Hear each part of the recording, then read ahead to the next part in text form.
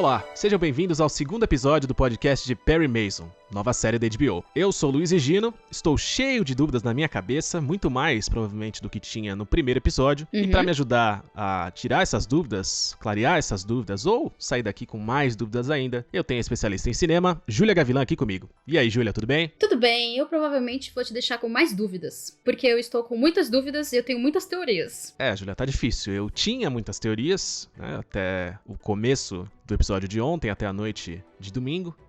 E, de repente, a minha cabeça ficou ainda mais desgraçada do que já tava, porque parece que essa série começa a levar a gente pra um lugar e nos dá pistas pra esse lugar, joga luz nesse lugar, e a gente, quando começa a ir pra lá, ele fala, não, é pra lá. Exato. Eu tô perdido, eu confesso pra você. Mas eu vou te dizer que uma coisa que eu gosto muito, já do primeiro pro segundo episódio, é como a série é ágil narrativamente. E mesmo assim, e até por isso a gente sempre tá destruindo as nossas próprias teorias, né? Porque a narrativa, ela corre, mas não ao ponto... Ela evolui, ela não corre. Ela evolui, mas sem acabar criando furos na trama, porque aí não seria divertido, né? Porque a gente ia saber que todas as nossas teorias não iam estar todas furadas porque a narrativa tá furada, que não é o caso.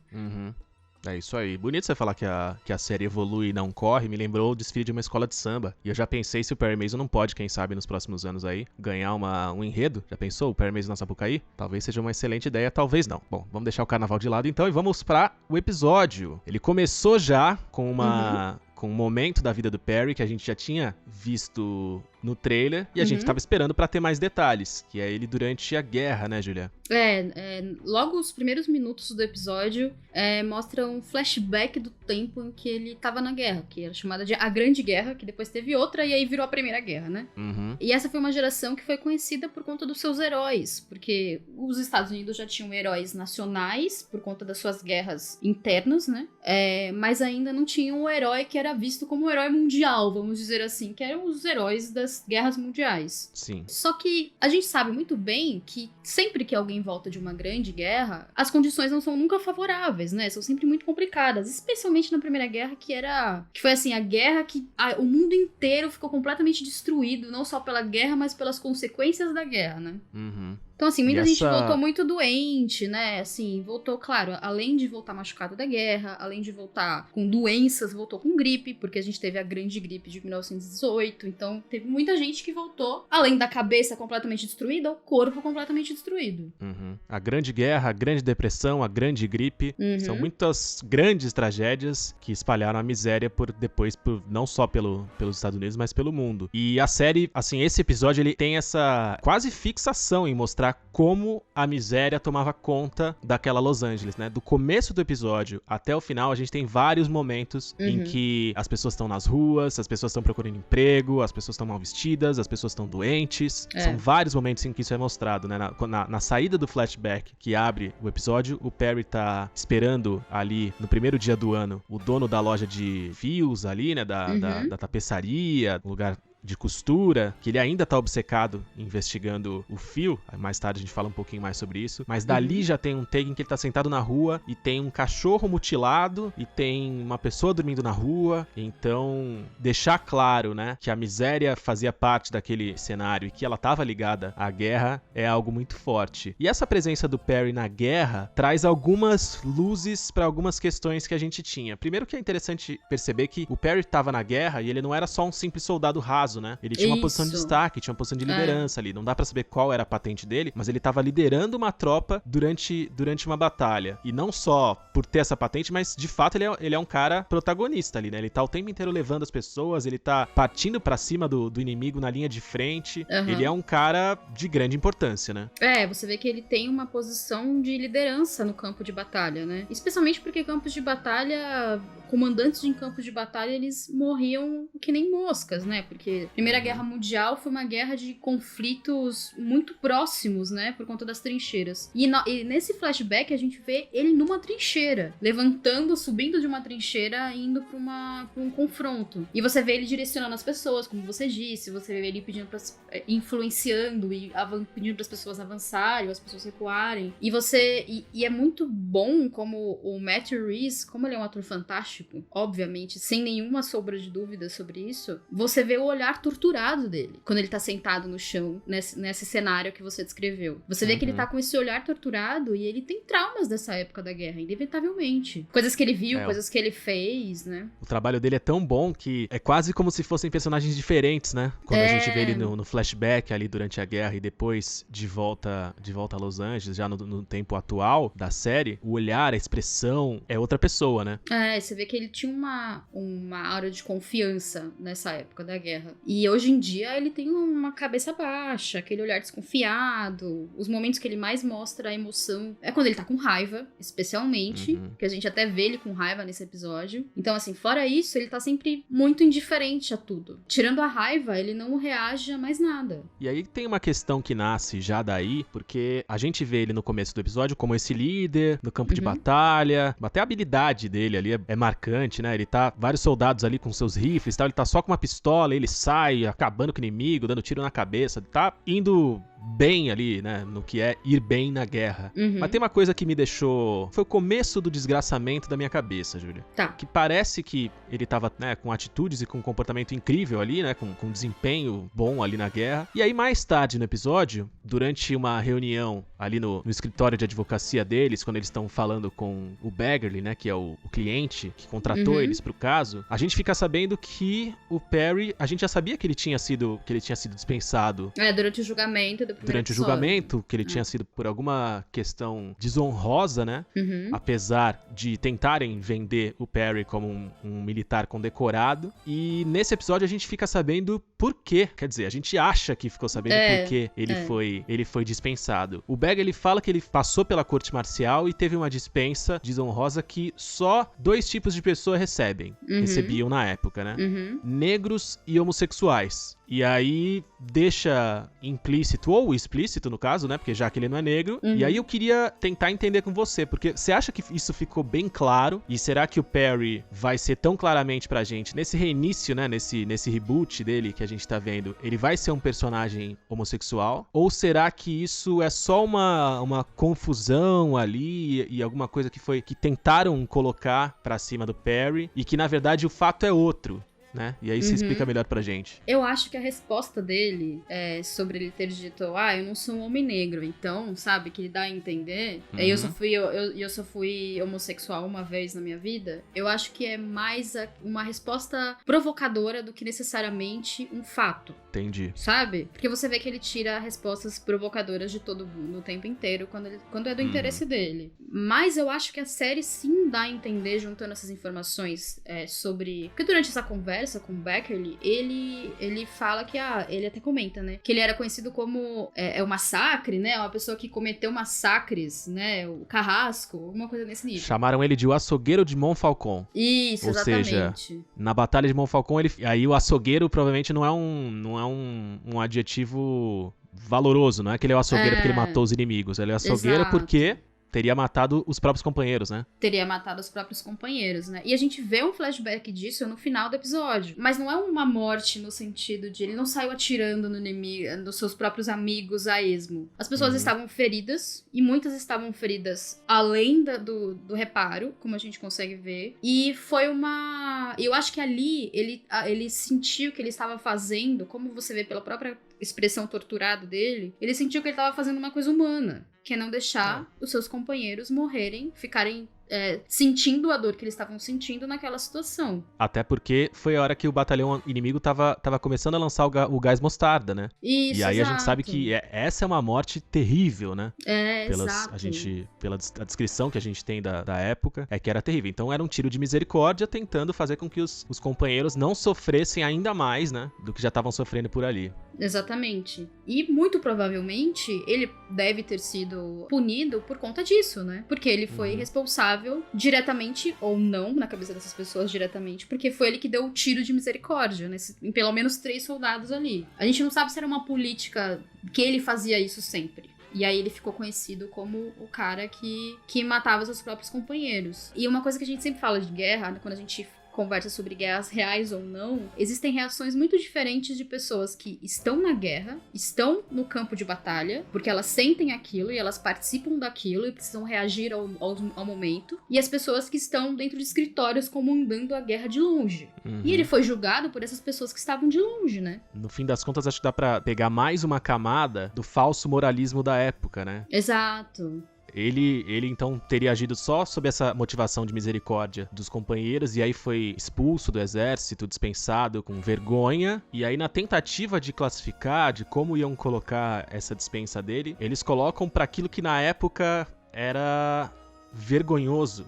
E que a gente olha como era ridículo, né? Como já era péssimo na época e envelheceu ainda mais revoltante. Saber que existia uma dispensa especial e das piores que poderiam existir, que poderiam ser colocadas ali para um membro do exército, porque ele era negro ou homossexual. Então realmente é bizarro e mostra bem o que a gente via na cabeça dos personagens, o que era o mundo dos personagens, porque esse comportamento racista e homofóbico, e que confronta o que seriam os bons costumes da época, ele tá bem espalhado por todo esse segundo episódio, né? E como você mesmo falou, que a gente vê isso durante todo o episódio, nesse episódio a gente é introduzido a um personagem chamado Paul Drake, que é um policial negro de Los Angeles, que ele meio que acaba barrando nesse caso do Charlie sem querer, porque ele tá lá assistindo, tá lá acompanhando uma disputa doméstica entre dois idosos, que eu achei bastante curioso. Tá lá cuidando dessa situação e chega um cara e fala pra ele, então, você vai querer ver isso aqui, é horrível, vamos lá. E ele acaba encontrando aquele quarto, aquele apartamento que a gente viu que rolou, que o policial matou os bandidos que estavam envolvidos no sequestro do Charlie. É ele que encontra. Sim.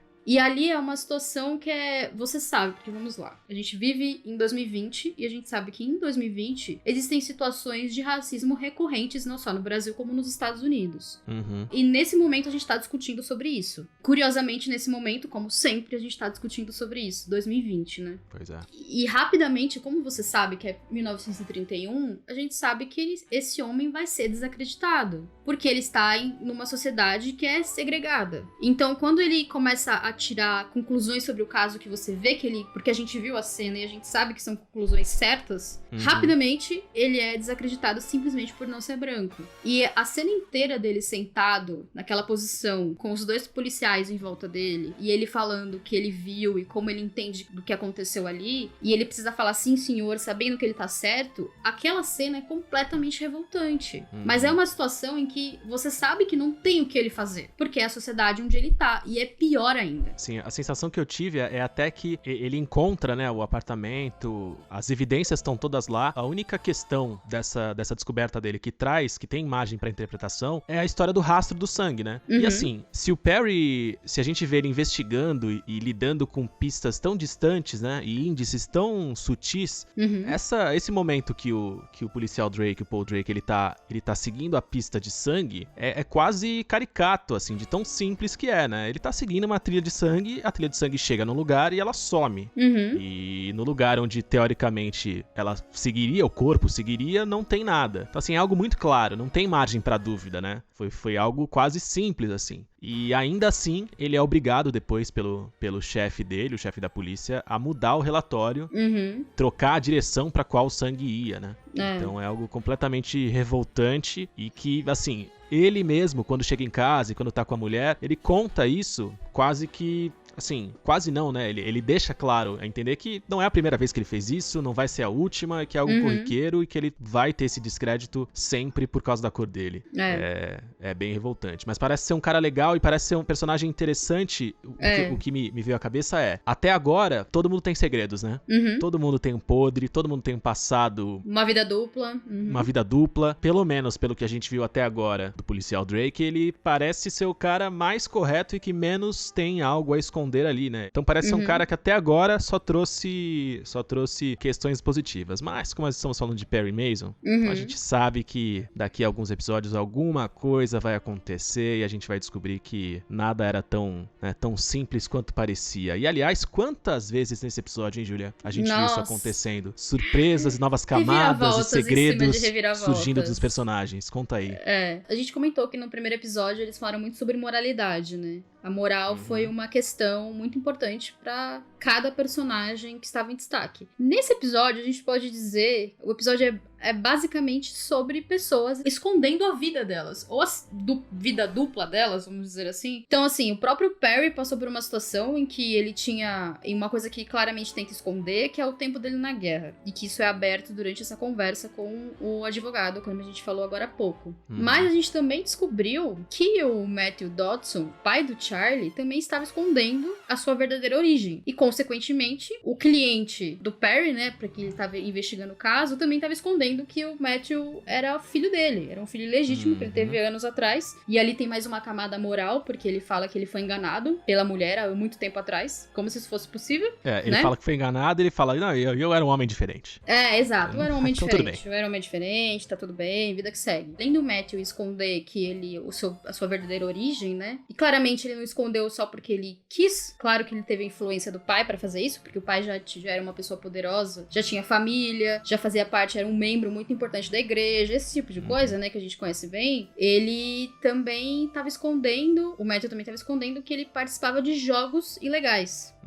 Ou pelo menos é isso que ele diz pra polícia, do porquê que ele não estava onde ele disse que estava no primeiro episódio. Ele falou que ele estava cuidando da loja, né? Tava lá cuidando da mercadoria na loja, cuidando do inventário, e aí eu não tava em casa na hora, só minha mulher estava em casa na hora. Sim, e a própria origem do dinheiro, né, que ficava um pouco confusa pra gente no primeiro episódio. Assim, como é que um dono de armazém tinha $100 mil, assim, pra entregar pros chantagistas, pros sequestradores do filho? E agora fica claro de onde esse dinheiro veio, né? Veio do pai dele, que é esse poderosíssimo dono da igreja, sei lá muito bem o que, a relação de posse, se ele é o dono mesmo, se existe um dono da igreja. Mas fica claro de onde esse dinheiro veio, né? E fica bem na cara que ele tá muito mais preocupado com o nome dele e com onde foi parar o dinheiro dele, né? Porque ele mesmo fala, o próprio chefe do Perry, o E.B. Jonathan, ele fala que a gente tem um cliente e a gente tem que resolver o caso pro nosso cliente, porque ele quer saber onde tá os 100 mil dele, ele não quer que o filho dele, mesmo legítimo, esteja ligado a um caso de assassinato. Então ele tá muito mais ligado com o nome dele e com a moral dele do que necessariamente com o fato do neto dele ter morrido. E falando em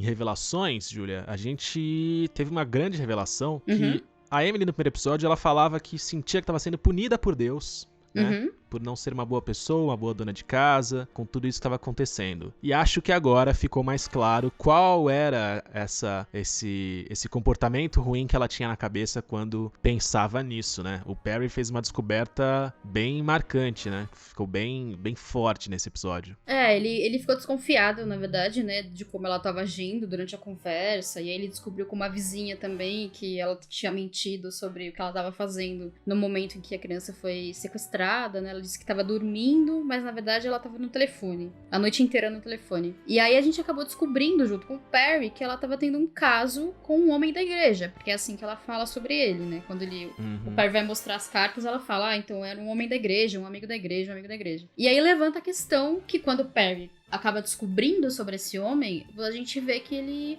se matou, né? A gente acaba descobrindo junto com ele que esse homem se matou e que ele deixou uma carta, aparentemente se matou, né? A gente também não tem certeza disso, nada dá pra ter certeza em Perry Mason. E ele aparentemente se matou e deixou uma carta falando que, olha, eu fui responsável, eu não podia viver com a culpa, né? E os outros estão no lugar X, que provavelmente é o mesmo lugar onde os outros homens foram encontrados quando o policial matou. Sim. Talvez, aí vem a história toda, né? Talvez o próprio policial tenha chegado nesse cara antes e tenha matado ele fingindo que era um suicídio e não um assassinato. E aí plantou aquela carta de confissão ali, né? E aí plantou aquela carta de confissão, tanto que logo depois ela foi presa, né? As cartas foram encontradas, o Perry deu a carta pro chefe dele, e o chefe dele, pra livrar o próprio cliente, decidiu jogar ela pra fogueira, né? Só que a gente não sabe se ela estava envolvida na história. Uhum. E de certa forma, a gente também não sabe se ele estava envolvido, se foi o policial que criou isso. Sim, e é bem interessante, né? Porque nessa hora a gente mais uma vez, a gente toma uma surra de anos 30, né? O fato dela estar tendo esse caso faz com que todos os homens que estão na sala durante aquela reunião, o Perry, o E.B., o Pete, com que eles automaticamente comecem a considerar que ela é culpada, né? Fala, mas, ela tinha um caso, gente. Pô, então tem angu nesse caroço aí. Então, a dela, ela chega na sala e esclarece muito rapidamente, fala assim, pessoal, peraí, tem um caso, não é crime, né? Se ela tem um caso, não faz dela uma assassina. Exato. Então, e o Perry fica com suas essa palavras frase na cabeça, por sinal, né? O próprio Perry fica com essa frase na cabeça depois. Quando ela é presa e ele tá lá conversando com o chefe dele, ele fala, então, realmente, não é porque ela tinha um caso que significa que ela matou o próprio filho. E nessa mesma conversa, o próprio Perry fala uma coisa que eu acho que é importante, uma frase que pode passar despercebida, mas que é importante. Ele fala que ela pode não ter matado o filho de propósito. Pode não ter sido uma coisa que ela pensou em fazer, mas que pode ter acontecido. Mas eu não sei se ela está... Eu ainda não tenho certeza se ela tá realmente envolvida no caso, sabe? Ou se só pegaram uma situação e transformaram isso, juntaram com o fato dela ter um caso e ela acabou virando culpada por uma coisa que ela não fez. Sim, e aí é bem tosco também a linha de direção da defesa, porque aí o que o IB faz é pensar aqui, ó, quem tá contratando a gente, né, o nosso cliente, é o Baggerly. O filho dele acabou de ser preso. Ele não quer ver o filho preso. Então, se a gente mandar a mulher dele, é ótimo. O nosso cliente fica feliz e a gente consegue mais tempo pra tentar depois destruir o caso da acusação. E é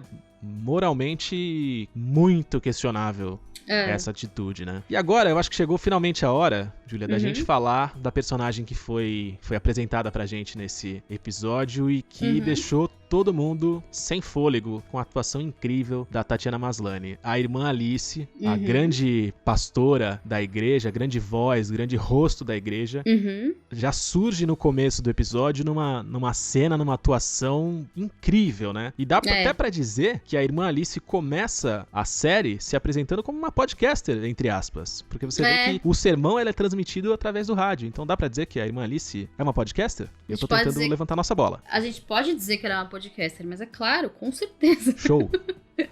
Mas ali, essa é uma cena importante porque a gente já vê que a igreja não é uma igreja pequena, e sim uma igreja já bem construída, já bem posicionada, sabe, na sociedade, em Los Angeles, porque além do lugar estar cheio, do lado de fora também tinha bastante gente, você vê que as pessoas estavam vindo pelo rádio. Então não é uma igreja nova que tá começando a crescer agora, já é uma igreja que tem bastante seguidor, né? E bastante seguidor que tá distribuindo dinheiro pra igreja, né? Porque tão logo a irmã Alice termina de falar, e aí já começa, galera, é isso aí, mão no bolso, joga aqui pra gente, manda bufunfa. Ou seja, exatamente. Podcasts e igrejas pegando mais dinheiro do que deveriam dos seus fiéis, nada mudou. Pois é. E a parte mais curiosa dessa situação toda é como as dinâmicas de poder vão meio que se ligando, sabe? A polícia frequenta a igreja, a força policial frequenta a igreja, a força política frequenta a igreja. Então, além dos fiéis, que são pessoas comuns, né, que são civis, você vê que tem uma grande quantidade de pessoas em posição de poder ali que estão envolvidas nessa igreja, que podem entregar alguma coisa pra essa igreja. Então, a gente não sabe exatamente ainda até que ponto essas pessoas não estão ligadas e qual é o interesse delas com esse caso, né? Porque todo mundo pode ganhar alguma coisa com esse caso. A irmã Alice, por exemplo, você vê que durante o discurso dela, no que parece ser um culto religioso em homenagem ao Charlie, ela acaba usando o discurso dela pra incitar o povo ainda mais. Sim. Você percebe que em vez dela fazer um discurso sobre a mãe que está tentando, que precisa se recuperar, ou que precisa, né, toda essa situação envolvendo a perda de um filho, ela usa o discurso dela pra falar pra usar um texto mais fervoroso, que acaba surpreendendo todo mundo que tá ali. Você vê que todo mundo fica meio... Ninguém tava esperando que ela fosse reagir dessa forma. Sim. E aí isso, claro, acaba atraindo mais gente pra própria igreja, né? Eu fiquei bem curioso com esse discurso. São dois momentos, né? O primeiro discurso que ela faz, que é um culto normal ali, né? E depois esse discurso no velório do Charlie. E aí tem duas coisas que eu achei interessante, momentos em que a irmã Alice estava presente. Existe uma reunião, quando estão planejando onde cada pessoa vai sentar durante o velório, fica claro, né? Que assim, o importante não é colocar as pessoas mais envolvidas com a família, mas o mais importante é colocar as pessoas que têm um papel, uma posição social ali mais proeminente, né? Então assim, o prefeito precisa ficar no lugar bom. Quem pode oferecer mais pra igreja no lugar também, bom. Né? Não, mas peraí, não sei o que. Até o Clark Gable tava no velório. Né? Pra gente ter noção. E aí, a irmã Alice, durante essa reunião, existem dois momentos dessa reunião que eu acho que são interessantes. A irmã Alice, quando ela fala sobre qual vai ser o caminho que ela vai seguir pro discurso, né? De onde ela vai tirar a ideia pro discurso, é quase que uma alfinetada, como se ela soubesse de alguma coisa a mais, né? E existe um outro personagem lá que é um diácono, né? A chefe da igreja pede pra tirar a esposa dele de um lugar pra colocar o prefeito, porque é um lugar de maior importância. Então você já coloca a mulher de lado e o prefeito, o homem branco, vai ficar ali na posição de destaque. E em determinado momento, quando muita coisa começa a ser considerada, ele vira pras pessoas da mesa e fala: pessoal, eu acho que a gente tá colocando luz demais em cima da igreja. Eu senti que é uma pistinha pra gente assim, olha, a gente também tem alguma coisa a ver com isso. Vamos tomar cuidado pra não chamar atenção demais. E a irmã Alice, quando ele fala isso, quando as pessoas estão conversando, ela fazendo o discurso dela, parece que ela já sabia que o que ela queria era tentar provocar alguém pra olhar melhor pra aquele caso e entender que a igreja de alguma forma também tá envolvida. Mas teve um outro momento que eu achei importante, que quando a irmã Alice, depois do primeiro culto, ela vai encontrar a Emily Dodson e o Matthew Dodson, né, pra trazer conforto, falar palavras de carinho. Quando ela pega na mão da Emily, os olhos dela dão dá uma regalada, Uma regalada, assim, rola um movimento meio estranho, parece que vem umas vozes, e ela olha de um jeito diferente pra Emily. Será que a irmã Alice é sensível à força? E ela tem poderes de leitura de mente, ela tem algum tipo de poder sobrenatural, e só de tocar na mão da Emily ela sabe do que tá acontecendo, e aí ela começou a se comportar diferente? Será que a gente vai ter essa camada sobrenatural também acontecendo em Perry Mason, minha cara Júlia? Isso seria bastante curioso, porque não existe, né, no universo do Perry Mason esse tipo de história. Não é uma coisa que não é uma coisa recorrente. Geralmente tá sempre no plano dos humanos, vamos dizer assim, né? Plano dos vivos, as histórias dele. Então eu não sei se ela é sensível a alguma coisa ou se elas já se conheciam. Porque aí entra a minha parte da minha teoria completamente maluca. Aí vem a minha teoria completamente louca, porque eu sou Roda a vinheta, teoria maluca. Teoria maluca. Exatamente. Na minha teoria maluca, a igreja sabia que a Emily estava tendo um caso e que o marido dela participava de jogos ilegais. Por quê? A Emily mesmo falou que o cara era um frequentador da igreja, correto? E aí, como uma forma de punir os dois, eles orquestraram o sequestro. Só que, de novo, acabou dando alguma coisa muito errado. A criança acabou morrendo e aí pode ter ligação com a igreja. Eu acho, e aí vem a parte dessa... Essa é a minha teoria completamente maluca, que eu acho que no próximo episódio já vai ser destruída completamente. Mas eu acho que tem um fundo aí, porque a igreja parece estar muito... Parece não. Obviamente, ela está muito interessada no caso e não só pra se promover, sabe? Mas pra também... Pra criar conexões com as pessoas, pra criar conexões com pessoas em posição de poder. Pra controlar a narrativa, né? Exatamente, pra controlar a narrativa. Você tem alguma teoria completamente maluca? Olha, a principal teoria que eu tinha foi essa que eu expliquei agora. Eu acho que a Tatiana Maslany, a irmã Alice, ela na verdade ela é uma Jedi. Ok. Tirando isso, acho que as teorias malucas ainda estão muito confusas pra mim. Mas eu tenho também essa sensação que a gente já falou durante o episódio, de que a Emily, ela não tinha nada a ver com o sequestro, que ela caiu de paraquedas porque sabiam que ela tinha o caso. Eu acho que talvez a cúpula de poder da igreja, especialmente o Baggerly, ele estava de todas as formas tentando desviar o foco pra salvar o filho.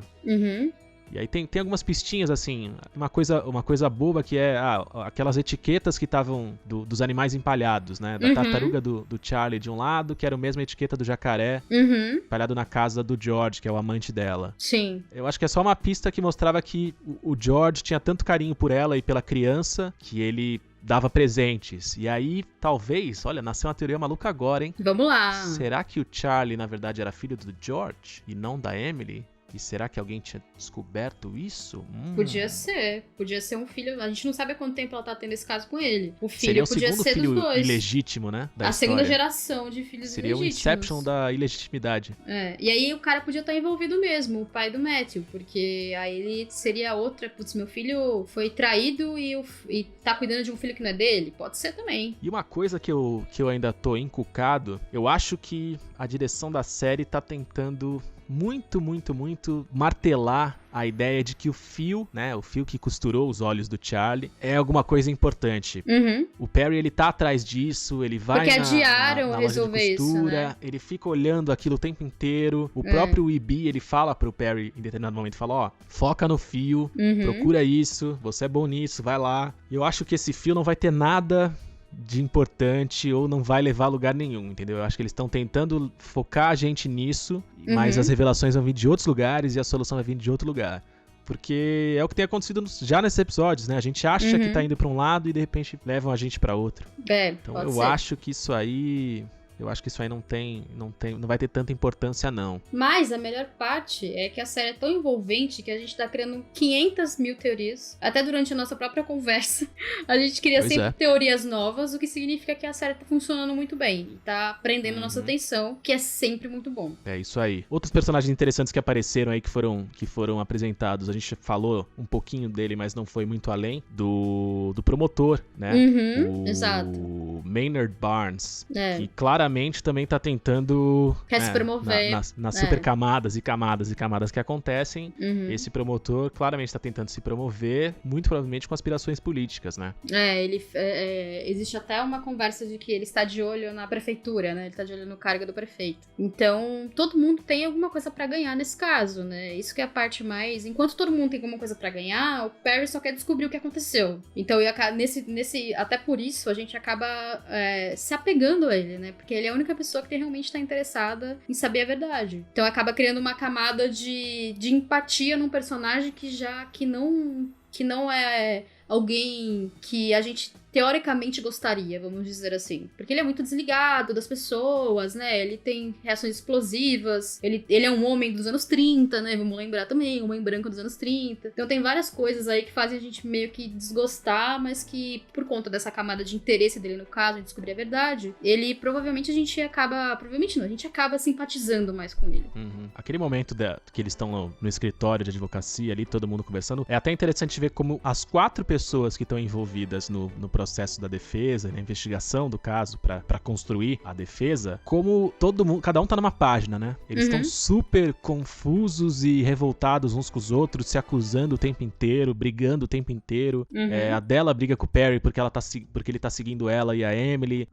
O Ibi acusa o Pete de ser pervertido, né? Porque em algum outro caso, ele usou o dinheiro que ele tinha pra ir pro bordel. A própria Della claramente sofre por ser mulher no meio daqueles homens que parecem não levar tão a sério e tão em conta as opiniões dela. Então, assim, quando ela tá envolvida na discussão, tentando trazer possibilidades e caminhos pra condução do caso, mandam ela atender o telefone.